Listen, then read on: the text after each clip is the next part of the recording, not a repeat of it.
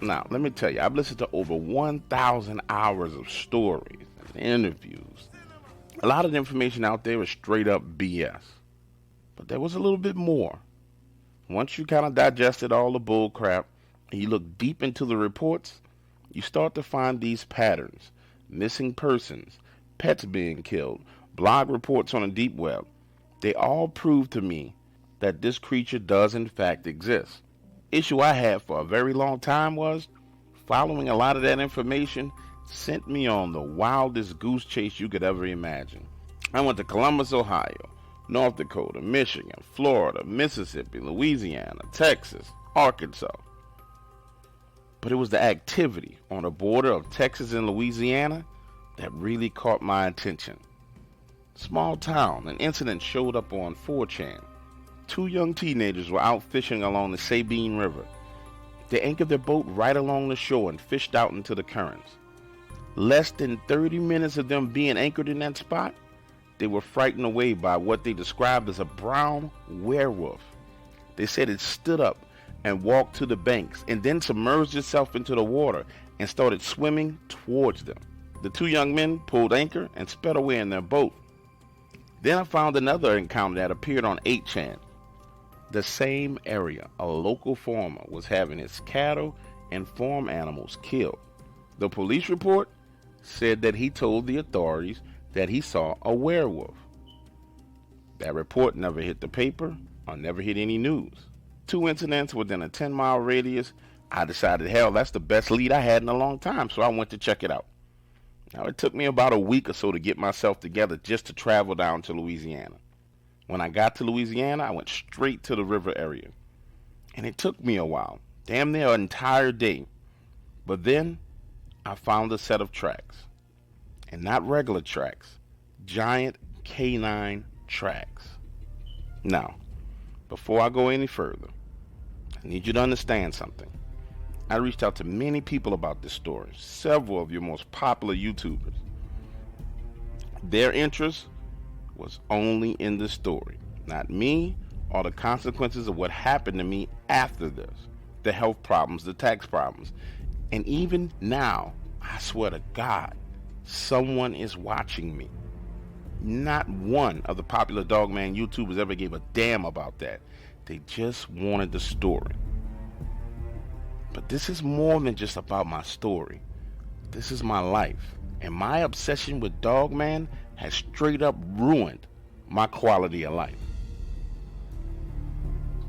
Now, moving on. Once I verified that this creature was in the area, I left, returned home, and began to plan a way to trap it. You see, I have a very, very close friend of mine. His name is Jonathan. And there's two things you need to know about Johnny. Johnny is an expert hunter and a master trapper. Now, it took a little while for me to bring him up to speed on the whole Dogman thing. Then to convince him that it was real. And once I had him convinced that it was real, for him to figure out what the hell we could do to trap it. Johnny decided that the best way to trap this creature was to use nature against it. He devised a trap that he would submerge into the ground on a 45-degree angle. He said that this trap would use the forces of the earth above it, around it, and below it to reinforce it and make sure that this creature could not escape. And he was going to use a metal gate to hold the creature in place. And I'm going to be honest with you, when Johnny told me the concept of how he was going to build this trap, submerge it in the ground, put dirt on top of it, pack it down, I'm thinking to myself, this shit is never going to work. Two reasons why I didn't think this was going to work. Number one, the land in the area was all private, so he was going to have to get access to that private land. Number two, he couldn't drive the trap on the back of a truck from where we were to where it is, so he had to build it on site. But when you add in all the rest of the factors, I figured that we were dead in the water before we even started. A couple of days later, Johnny disappears, and I don't see him for about a week. When he returns, it turns out that not only was he able to build the trap, but he's able to get access to that farmer's land whose cattle had been being slaughtered. Now, don't even ask me how or what Johnny said to convince the landowner, Lawrence, to let us build a trap on his property. And honestly, from the beginning, I thought it was kind of suspect. But when I arrived, what I saw was absolutely astounding. Standing in front of that trap and actually seeing it built and constructed in person, I was excited, but there was a side of me that began to doubt all of this shit. You know, trapping a freaking monster? I was thinking to myself, this has got to be the craziest thing you've ever done. Where do you go from here? What do you do with it once you have it trapped? As I stood there, all these thoughts went through my head. Johnny could tell that I was doubting the plan. That's when he simply put his hand on my shoulder and said, "It's going to be all right, buddy. We'll get through this." For the next couple of days, Johnny, myself, and Lawrence spent night after night inside his F-150, waiting to see if this creature would show. But nothing. We baited the trap with pigs, goats, fresh cow meat. Absolutely nothing worked. That was until early one morning. Johnny said, "Man, maybe we should tranquilize the doe.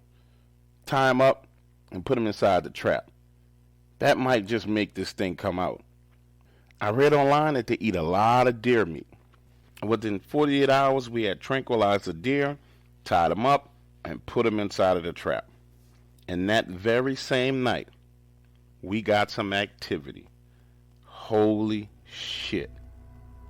That is a night I will never, ever forget. You see, the first thing I need you to understand is that this creature is fast, man. Real fast. Especially when it's moving on all fours. We're all there sitting in the truck, cracking jokes, laughing, hanging out, waiting for something to happen. When this creature comes zooming past the side of the truck. Have you ever seen something with your own two eyes and tried to tell yourself that you didn't see what you thought you saw? Well, that's exactly what each and every one of us did. It happened so fast, and it was so crazy that Lawrence turned to me and said, "Am I going crazy, or did you see that too?" And understand something else. This creature was nothing like what you hear online and you're hearing these stories. It looked like a fox.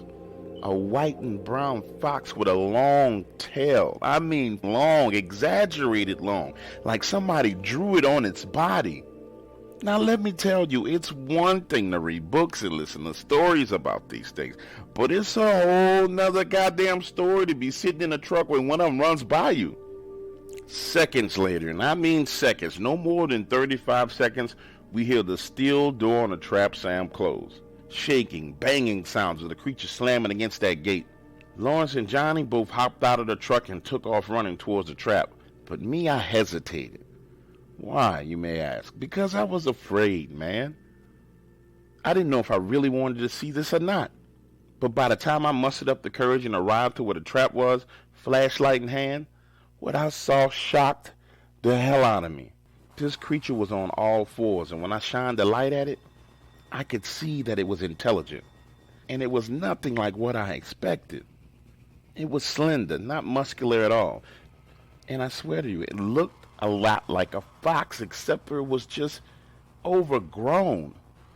It put me in the mindset that this was some kind of prehistoric ancestor to the modern day fox that had survived all these years. And the only difference between it and a normal fox that I really saw was the size and then the exaggerated length of these super long ears. As I stood there shining a light, this creature reached up and grabbed one of the bars of the gate, wrapping its long claws around it, and gave me this look. It wasn't evil, nor was it malicious. It looked like it was afraid, almost as if it wanted my pity. That's when Lawrence stepped forward and stood right next to me. When I tell you instantly, this thing's eyes opened wide with this look of recognition, but not just as if it recognized him, but that face looking for pity turned into a face of hatred. Its lips rolled back and it bared its teeth and began to growl. And that's when this creature turned its back to us and started to dig. I have never seen anything like this in my life. The sheer amount of earth that this creature was able to move and the speed at which it did it, within 120 to 160 seconds, the creature had moved enough dirt to where it was starting to pile up. Lawrence said, "Shoot it, kill it, shoot it." But that was never my intention. I didn't come here to kill one of these things. I just wanted to see it for myself. And as he stood there shouting, it stopped, turned, looked at him, showing its teeth with its head twisted slightly to the right, this vicious, mean, murderous look in its eye. In that moment, I knew that somehow this creature clearly understood what he was saying. And it also was at that time that I realized we had gotten ourselves into some shit we didn't need to be in. Lawrence was not telling us the truth about everything. There had to be way more to what was going on this property than what he told us. I turned towards Johnny, who was carrying a rifle, and just as I opened my mouth to tell him, hey man, I think we really need to go, and that's when we could hear it, this growling, roaring sound. It sounded like a goddamn dinosaur was less than a mile away. Lawrence took off running back to his truck, and on sheer instinct alone, Johnny and I followed right behind him on his heels. And as I ran, my chest contracted, tightened up. I started to feel dizzy. My mind told me it was a heart attack, but I knew it was just the fear. Something was coming, something worse than what we had saw in that trap. When I arrived at the truck, out of breath, damn near passing out, I stumbled in. That's when Jonathan flipped out. What the f*** aren't you telling us, Lawrence? Something's going on. Tell us what's going on. You see, in the back of my mind, I always knew that it was something strange about the fact that Lawrence let us build this trap on his property. I just didn't want to admit it because I was so obsessed with seeing this creature. Lawrence, while driving off, looked over his shoulder at Jonathan and said, well, I killed one not too long ago. It looked just like the one that we trapped, but it was a lot smaller. The look on Lawrence's face was a mixture of fear, anguish, and sadness. It was a mistake, he said. I thought it was just a fox coming out of my chicken coop. I shouted, and I didn't realize something was different about it until it stood up and stumbled away. Lawrence went on to tell us that he followed the blood trail to where the body should have been, but he only found prints, huge canine prints. And in his mind, he thought it was only two of them, the one that he killed and the one that we had just trapped. And that's when Lawrence looked directly at me, tears in his eyes, and said, whatever that is coming, it sounds completely different than anything I've ever heard. Johnny and I had stepped into some shit we were completely unprepared for. This bastard Lawrence had lied to us. Had I known that he had shot one of these creatures or even tried to kill one, there would have been no way that we would have come to this property. You see, him shooting one of them explained why they were killing his cattle, his cats, his farm animals. They wanted him gone. We had just turned onto the dirt access road that led back to the front side of his property. Lawrence was now speeding 50 miles an hour in a full-on panic, saying, it's coming, I know it's coming, I can feel it. And no sooner than those words had left his mouth, there was an impact on the driver's side. It felt like we got hit by a dump truck. The last thing I remember was the glass from the window stabbing me in my cheek and all over my face. And from that moment, things got foggy. I remember drifting in and out of conscious, the smell of gasoline, the truck being upside down, Johnny's foot shaking and trembling, and the pain, my God, so much pain. I vaguely remember Lawrence screaming, help me, help me. And when I finally was fully awake, Johnny was standing over me. And it's strange the things you remember in a moment like this. The grass between my fingers was so moist. His head was bleeding, and he was on the phone calling 911. Ambulances came, doctors. Next thing you know, I got IVs in my arm. And when I fully came through and became conscious again, I was told that I had 2 broken ribs. One had punctured my lung, a fractured collarbone. The police were there, and they started asking me questions about who hit us, where was the driver of the vehicle. And when I told them what actually happened, we were just driving down the access road and were blindsided by what I thought was another vehicle, they looked at each other and just walked out. Johnny came to see me a few hours later, and he looked like shit. Stitches in his head, his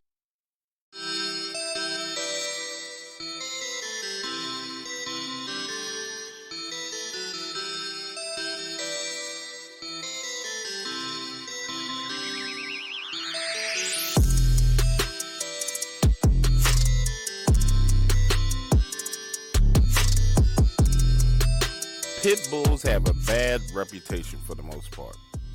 And it's hard to get people to understand that dogs are a hell of a lot like people. If you raise a person in a bad environment, typically they turn out to be bad. If you're raised in a loving and kind household, then most likely you'll be a loving and kind person. It's really no different when it comes to pit bulls. How do I know this?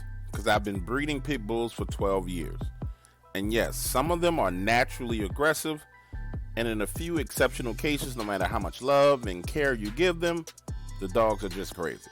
Those dogs I keep isolated from the rest, and when I want protection for my property, I let them out their cages.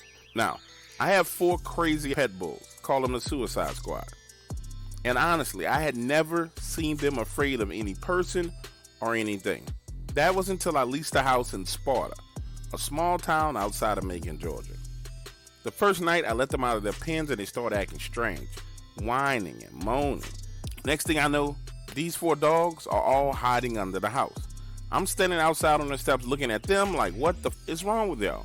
Next day rolls around and it's feeding time. So you'll understand, I have 15 dogs on my property, including the Suicide Squad. They come from under the house, eat, then go right back under. Now I'm starting to get worried. So I crawl under the house, take a look around. That's when I notice. Not only are they staying under the house, pissing and shitting, but they've dug 4 deep holes in the ground. In that moment, I knew something was seriously wrong, but I couldn't put my finger on what it was. So that night, I decided to stay up late and keep my ears and eyes open. 1 a.m. rolls around, and the Suicide Squad starts running around. Not barking, just running around in circles. Stepping out on the back porch, they see me, then start barking and growling towards the woods along the fence line.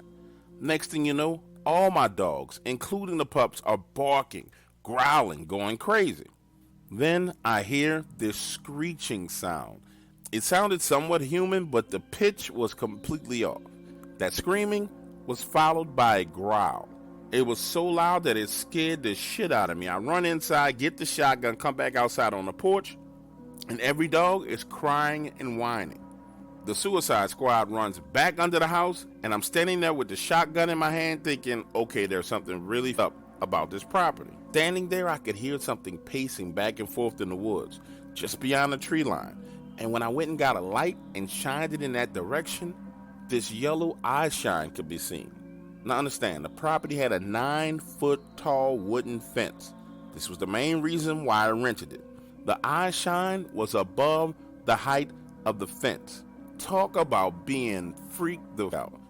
No sleep at all for me that night. The next morning, when the sun rose, I took 2 of the Suicide Squad and went into the woods. We walk about 20 to 25 yards into the woods.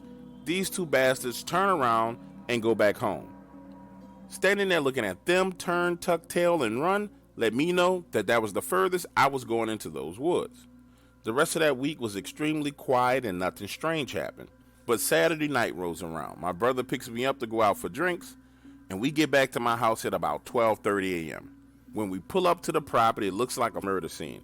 The wooden fence is knocked down, blood everywhere, cages with dogs still inside of them tossed all around, pit bull heads, limbs, and bodies scattered all over the place. Listen, my brother and I are sitting there in the truck like, what the done happened? When we get out comes one of the Suicide Squad from under the house. The dog runs up to me, brushes up against my leg, starts to shake and piss all over itself. The next morning, when all the dust settles, I realize I have 5 dead dogs on my hand, and 4 of them have been taken. My brother has found a trail leading into the woods, blood all over the damn place. We get my shotgun and the 2 of us go into the woods. About 200 yards in, we find one of my dogs torn to shreds, legs gnawed on, rib cage ripped open, intestines all over the place. My brother turns to me and says, listen, man, you need to move out of this house today. Let's go get your shit. You can bring the dogs around my house. I'll talk to my wife. Don't even worry about it.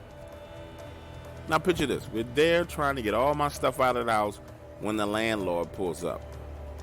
To this day, I can't even tell you if it was coincidence that he showed up or if the neighbor up the street told him that I was packing up to leave. But homeboy rose up on me real aggressive. What's going on? What did you do to my fence? Where are you going? Not only am I agitated, I'm angry, and I'm afraid, and I lose. I said, look, you knew when you rented this house to me that something was in them woods. You could at least told me before I brought my dogs out here. I lost $15,000 worth of dogs because of you. The look on this man's face told the entire story because he could no longer look me in my eyes. He only looked down at the ground in shame. My brother and I made 12 trips back and forth that day. By the fourth trip, we started hearing noises in the woods again. So we got my two older nephews to come over and stand on the porch with shotguns. By the time evening came around and the sun started going down, both of those grown men were begging us to leave. And I was able to get the rest of my stuff out of the house and my last few dogs away from the property. But the best landlord threatened to sue me over the condition in which he claims I left his property. So I told him, hey man, you welcome to sue, but I'm not going back over there and you're not getting another dime. Those are your monsters. You need to deal with them.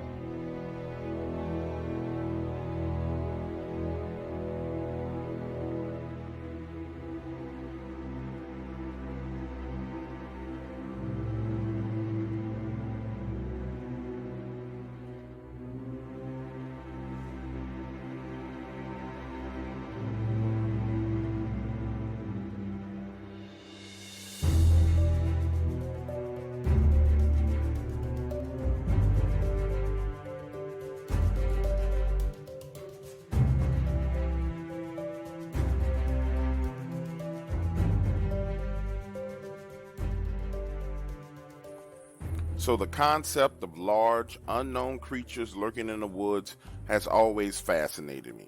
Even as a kid, when all my friends were playing outside, I was reading National Geographic magazine. So once I retired and had all the time in the world to myself, my fascination turned into sort of an obsession.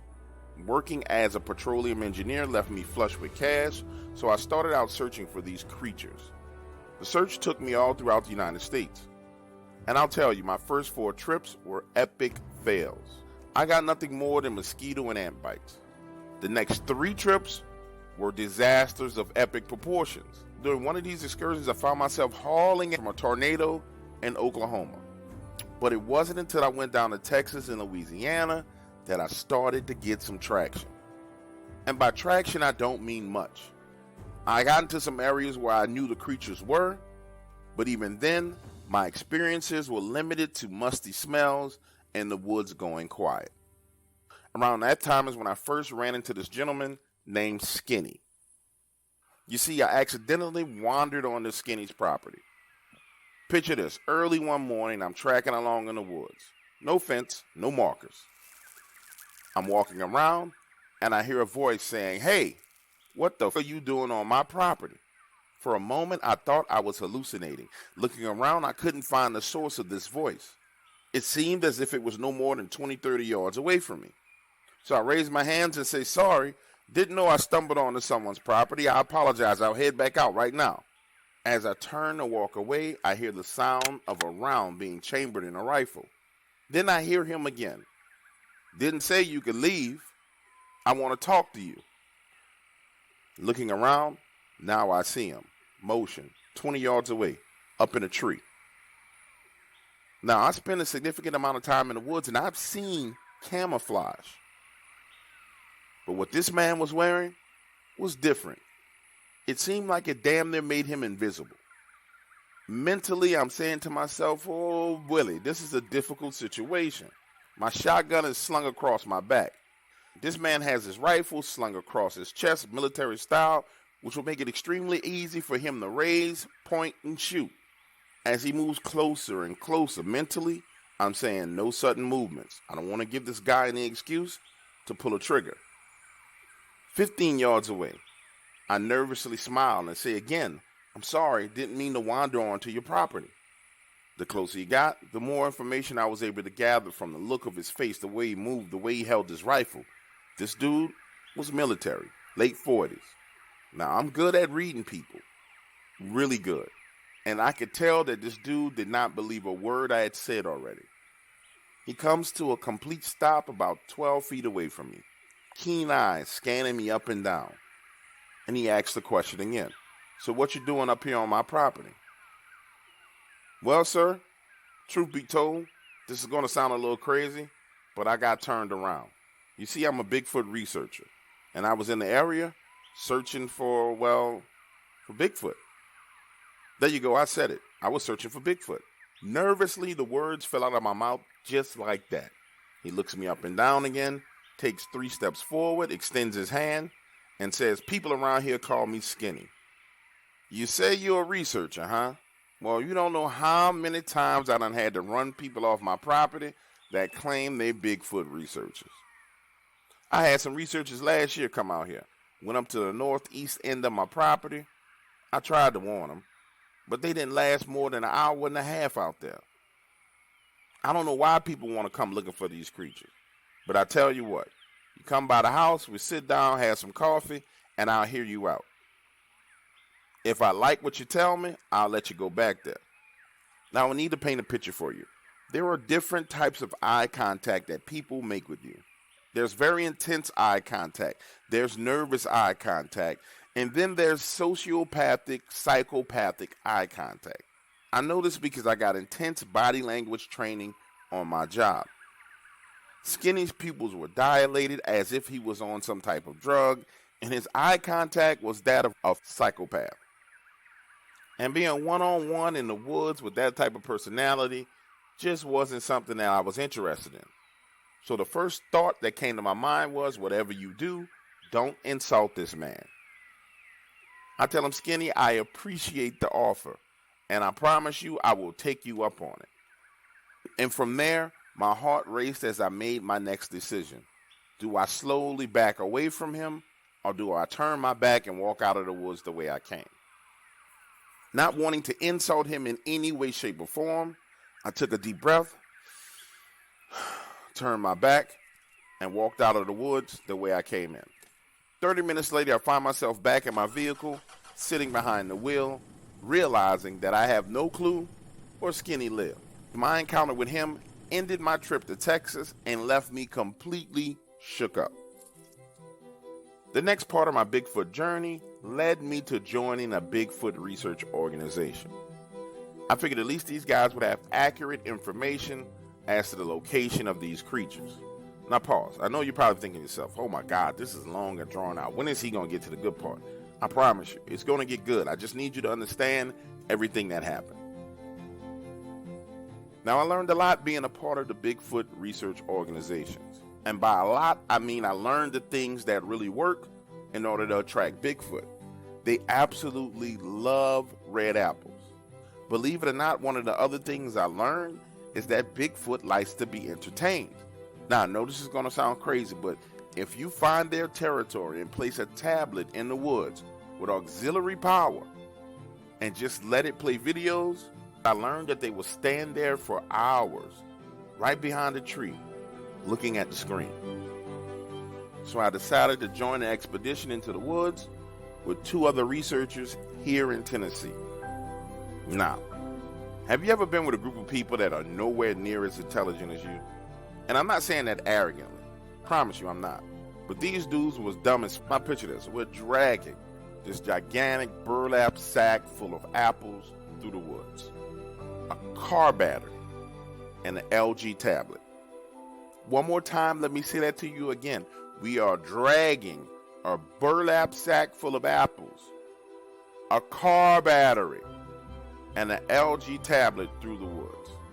No video equipment outside of the small handheld camera, and it had no night vision. We get halfway to the location, and now I'm getting pissed off, and I'm ready to leave, and I say, listen, why in the hell do we have this car battery? All we needed to do was get a solar panel charger, plug it up to the device. It will provide more than enough power to keep this thing charged and have it run throughout the night. These clowns go on to give me an ultimatum. Either I do it their way or I can hit the highway. And you can guess what I did. I chose to hit the highway. So now I find myself frustrated. 8 months of searching for these creatures with nothing to show other than 4,000 miles on my car and receipts adding up to about $680 for hotel and food expenses. I was pretty much ready to give up. I'm sitting on my sofa, enjoying a beer and reading this Bigfoot blog when I come across this encounter in Texas. And that's when I see his name, D. Skinny Cozy, ex-military, Bigfoot activity on his property. It's actually the story that Skinny alluded to on his property. It was right then and there that I decided I was heading back to Texas to find Skinny. Now, the only thing it said in the article was that he owned 8,800 acres of land. But I figured anyone who owned that much land should easily be able to be found in the tax records. So I open another tab in my browser, go to the county tax assessor's office, but there's no property registered to a Cozy in this county. In my mind, no big problem because I know exactly where I need to go to get this information. 3 days later, I'm on my way to Texas, and when I get to that tax assessor's office, I try to find him based on the location of the land where I encountered him. Let me tell you something. The minute I started asking questions about this guy, I noticed one of the employees, a heavyset woman, gets up and leaves the room.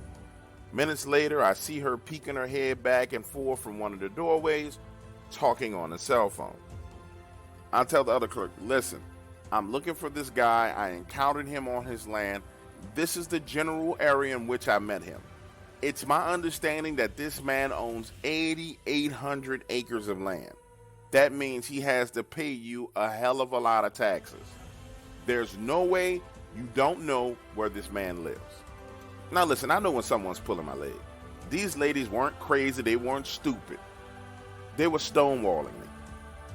They didn't tell me no, they didn't tell me yes. They were simply playing dumb.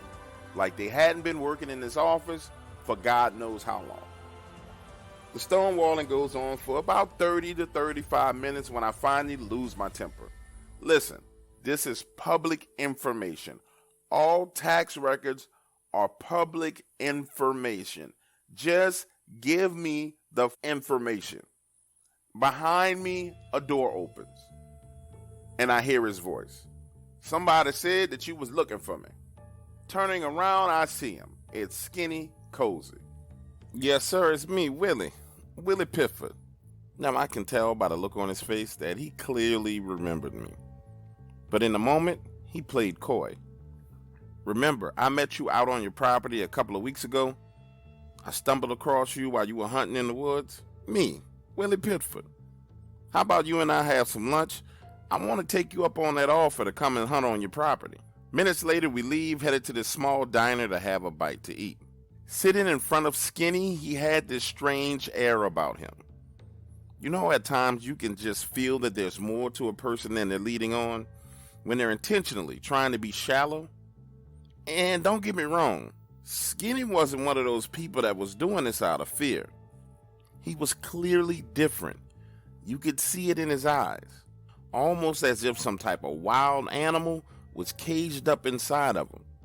You know what I'm talking about, the wolf in sheep's clothing. Sharp, keen eyes followed my every movement. And I swear to you, it seemed like this man was mentally swallowing every word and gesture that I made. And at that time, I couldn't quite put my finger on it. But I knew he was much more than what he presented. And it was with that thought process in mind that I decided to just straight up tell Skinny the truth. Besides, he was the kind of man that would know if you were lying anyway. Skinny, I don't want access to your property to research these creatures. I want to kill one. His reply was quick, precise. The man didn't even flinch. Yep, I got him on my property, but I don't go looking for him. You see, I got a lot of land, enough to where I can avoid him. Then Skinny went on to question me. Hypothetically, let's say you do kill one of these things. What do you plan to do with the body?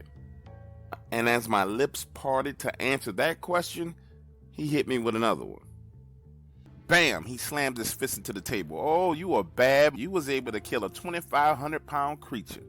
Tell me, how you gonna get his body out of them woods? And once his body's out of there, who you gonna show it to? Huh? Who is going to believe you?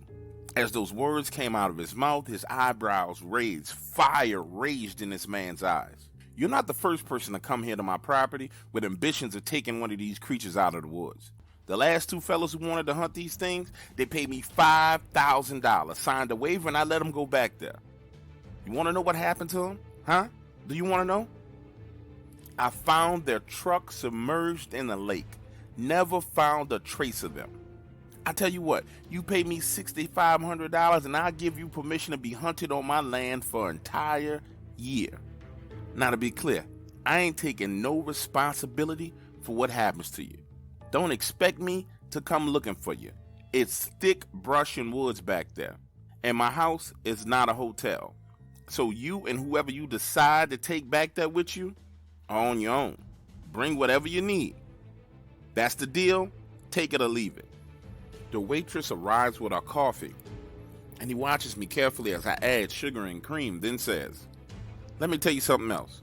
It's more than one of those things back there. 2 clans, 2 alphas, 2 females, and multiple juveniles. And if you decide to go, that shotgun you had with you ain't gonna do the trick. Then Skinny picks up the coffee mug with both hands, turns it up, and starts drinking and steaming hot coffee, his eyes peering at me over the rim. When he's done, he writes his address on a napkin, looks me in the eyes with this cold stare, and says, enjoy your breakfast. It's on the house. Then gets up and walks out. Wait, I said, I need more time to think about this. What's your phone number? How do I call you? Glancing over his shoulder, he said, the waitress will give you my number before you leave. Skinny's behavior had moved beyond strange to straight up weird, and it got me to thinking, how important is this to me? Do I really need to go out and try and hunt these things? And what really happened to the last 2 men who tried? I sat there for the next 10 minutes alone, thoughts jostling back and forth in my head. And my thought process was rudely interrupted as the waitress dropped my plate on the table. Eggs, bacon, grits, and toast. Butter's on the table. This woman was short with me, damn near rude, as if I had done something to offend her. And before she walks away, she places this card on the table, saying, honey, you know Jesus had a Last Supper too, right? For some reason, her words struck me as a threat, shaking me to the core of my being. My brain now racing, I could see it. I wasn't the first person he brought to this diner. The clerk, waitress, Skinny. These people were family. Looking at her, it was the chin and the cheekbones that gave it away. What the f had I stumbled on? And who else around here knew about these creatures? My gut instinct was telling me I needed to get the hell away from this place. And a small voice in the back of my mind kept saying, maybe, just maybe, these Bigfoots aren't the problem. Maybe it's Skinny. As that thought settled into the front of my mind, I hopped in my car and decided to drive by his address before I left town. And you know what was strange? 8,800 acres. It only had a small house on the property, no more than 1,500 square feet. Driving along that exact same roadway, massive ranches, big houses, cattle. His property looked like nobody was trying to keep it up. Either he was a bad neighbor or something more was amiss. A few days later, I'm back home. With his address, I search everything I can find, use lat, longs, historical data, everything in my power to find information about Mr. Cozy. Nothing. The man was a ghost. With 8,800 acres, that should have been some kind of tax record, right? Guess what? Nothing. So I go back to the Bigfoot blogs, this time with the help of my friend Jason and his wife Monica, both software engineers. We scoured the internet trying to verify the email addresses associated with the researchers who claimed to have had an encounter on that same land. They didn't freaking exist. Then Monica decides to contact one of her friends in California who has access to a federal land records database. Holy shit. That's when we find out that the property is owned by the Bureau of Land Management. She told Monica the reason why we couldn't find any records on it is because it's a black site, which is off the books. Then this woman gives us one of the most frightening and stern warnings I've ever heard. Whatever the y'all doing, whoever you're talking to, stop talking to them right now. And as she's on the speakerphone giving us warning, my cell phone rings and it's Skinny on the phone. I had not given this man my phone number. He says, have you decided if you wanted to come and hunt on my property? My phone is now on speaker. Monica is still on the phone with her friend. Jason and I are looking at each other like, what the? And he's mouthing to me, is that him? No, sir, I haven't decided. I'm considering it. I just wanted to do a little bit more research and take a closer look at the terrain. By the way, I'm going to remember giving you my phone number, Skinny. How did you get it? His reply came across just as cold and cryptic as he did in person. Oh, I looked you up. Have a good evening. And then he hangs up the phone. Monica takes my phone and places it under the sofa cushion, gets off the phone with her friend and says, what the just happened? Completely stunned. All of us are sitting there in disbelief. There's no way that this was a coincidence. Not possible. No way in hell it could have been. From there, it only gets worse. Jason decides to go onto the deep web. And holy crap, we found story after story about people being baited on a private land, paying to hunt big game, and then they were the ones being hunted. We even found a story from one man who survived being hunted. He said the entire town was in on it. Now, I don't have to tell you that I didn't go back to that town, nor did I go back to that area of Texas. As for hunting Bigfoot, I'm completely over that shit, because there was absolutely nothing that could have prepared me for what I discovered. Nowadays, I'm a proud consumer of content. No research, no hunting, no field work, no nothing. Now, call me Mr. Tinfoil Hat if you want to, but how can so many people be seeing these creatures and there not be one piece of real evidence that can be shared? Now, I'm not saying I have the answer to it, but I just think that people should consider that there's a hell of a lot more going on than we know about.